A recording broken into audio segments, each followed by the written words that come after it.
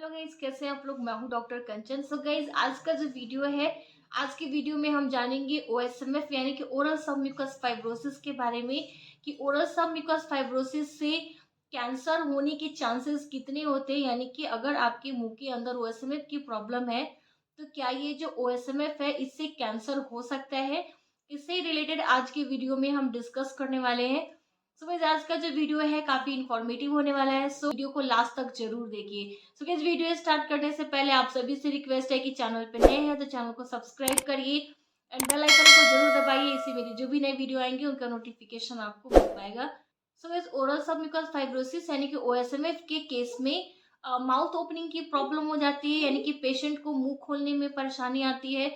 जो चीक होती है, जो गाल होती है, इसमें आपको स्टिफनेस महसूस होता है, हार्डनेस होता है, कठोरता महसूस होती है। आपको खाना खाने में परेशानी आती है। जब भी आप कुछ तीखा या गर्म खाना खाते हैं तो उस दौरान काफी परेशानियां आती हैं। सेम वैसे ही बोलने में भी परेशानी आती है, क्योंकि ओरल सबम्यूकस फाइब्रोसिस के केस में जो आपका चीक होता है, जो गाल होती है, वो इतना कठोर हो जाता है कि आपको माउथ ओपनिंग में प्रॉब्लम होती है, मुंह खोलने में प्रॉब्लम होता है। जो आपका जीभ होता है उसकी मूवमेंट में परेशानी आती है। आप अच्छे से जो टंग का मूवमेंट होता है वो अच्छे से नहीं कर पाते हैं। इस क्वेश्चन ये आता है कि क्या ओरल सबम्यूकस फाइब्रोसिस यानी कि अगर किसी को ओएसएमएफ है तो क्या वो कैंसर में कन्वर्ट हो सकता है, उसके उससे कैंसर हो सकता है। तो पहले आप ये जानिए कि ओएसएमएफ जो होता है ये एक तरह का प्री कैंसरस कंडीशन होता है। प्री कैंसरस का मतलब होता है कैंसर से पहले का स्टेज। नाम से ही क्लियर हो रहा है कि प्री कैंसरस यानी कि कैंसर से पहले का स्टेज होता है। तो जाहिर सी बात है कि इससे पूरे पूरे चांसेस होते हैं कि आगे चलकर ये कैंसर में कन्वर्ट हो सकता है। लेकिन इसके भी कुछ कंडीशन है, ये कि सारे ही ओरल सबम्यूकस फाइब्रोसिस के जो केस है वो कैंसर में कन्वर्ट हो जाते हैं।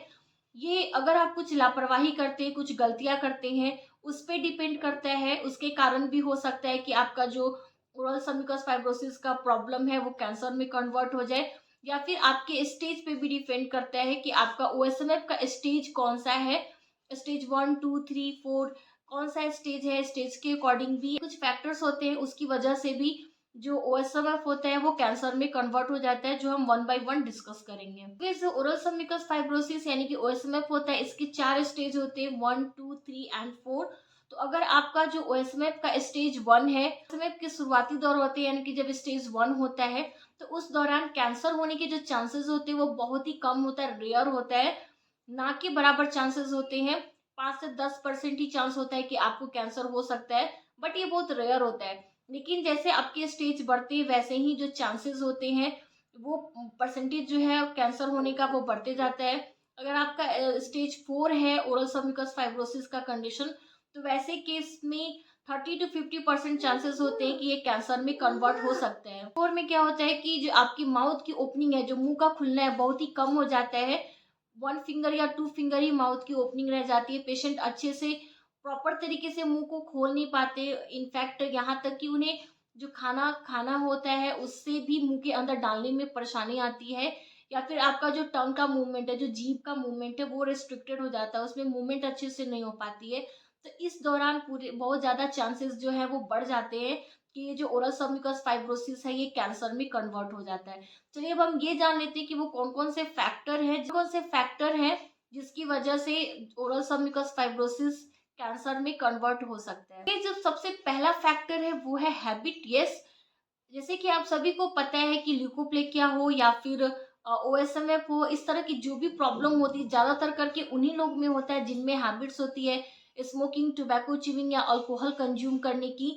तो अगर आपको ओरल सबम्यूकस फाइब्रोसिस की प्रॉब्लम हो चुकी है एंड उसके बावजूद भी आप अपने हैबिट को बंद नहीं करते हैं, चाहे वो स्मोकिंग करने की हो, टोबैको च्यूइंग करने की हो, फिर अल्कोहल लेने की हैबिट है, अगर आप अपने हैबिट को बंद नहीं करते हैं तो उसमें चांसेस जो है आपके बढ़ जाते हैं कि ये आगे चल के कैंसर में कन्वर्ट हो सकता है। स्पेशली आप अगर टोबैको च्यूइंग करते हैं, उसमें एरिका नट यानी कि सुपारी अगर आप खाते हैं, तो जो सुपारी होती है इसकी वजह से ओरल सबम्यूकस फाइब्रोसिस का जो केस है वो धीरे धीरे बहुत ज्यादा बढ़ते चला जाता है। तो इसमें भी कैंसर के जो चांसेस है वो बढ़ जाते हैं। नेक्स्ट होता है कि जेनेटिक, कुछ फैक्टर्स जेनेटिक भी होते हैं जिसके कारण ये जो कंडीशन होता है उसकी वजह से कैंसर में ये कन्वर्ट हो जाते हैं।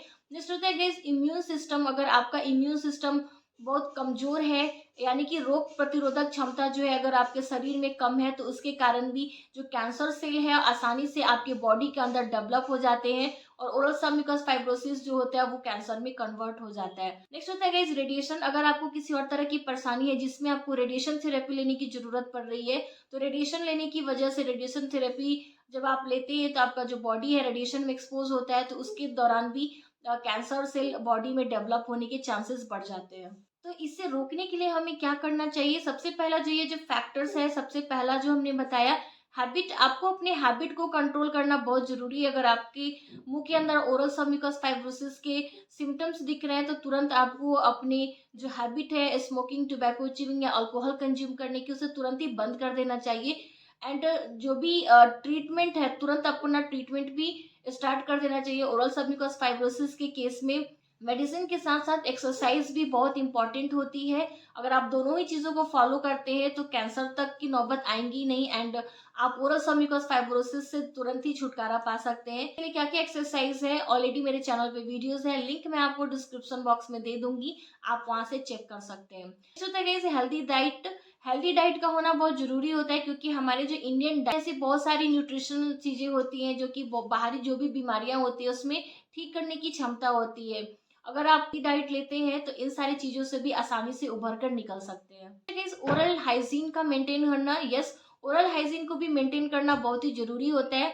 अगर आप अपना ओरल हाइजीन अच्छे से मेंटेन नहीं करते, तो आपके मुँह के अंदर bacterial, viral and fungal infection होने के चांसेस होते हैं। तो आप अपनी ओरल हाइजीन को भी अच्छे से मेंटेन करिए, अपनी लाइफ़स्टाइल को भी चेंज करिए। जितना भी फ्राइड फूड या फिर बाहर के जंक फूड्स आप खाते हैं, उसे खाना बंद करिए एंड घर का हेल्दी खाना खाइए एंड एक्सरसाइज करिए। ये सारी चीज़ें आपको करना है एंड जो बैड हैबिट्स है स्मोकिंग, टोबैको च्यूइंग या अल्कोहल कंज्यूम करने की, आप इसे भी स्टॉप करिए। And the most important thing guys कि आपको रेगुलर डेंटल चेकअप जरूर लेना चाहिए। ये था आज का वीडियो। आई होप कि आपके लिए हेल्पफुल। अगर यस तो डेफिनेटली लाइक दीजिए, चैनल को सब्सक्राइब करिए एंड अपने फैमिली फ्रेंड्स में जरूर शेयर करिए ताकि उन्हें भी हेल्प मिल सके।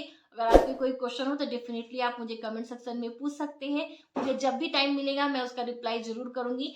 सो गाइस तब तक के लिए be healthy and be happy.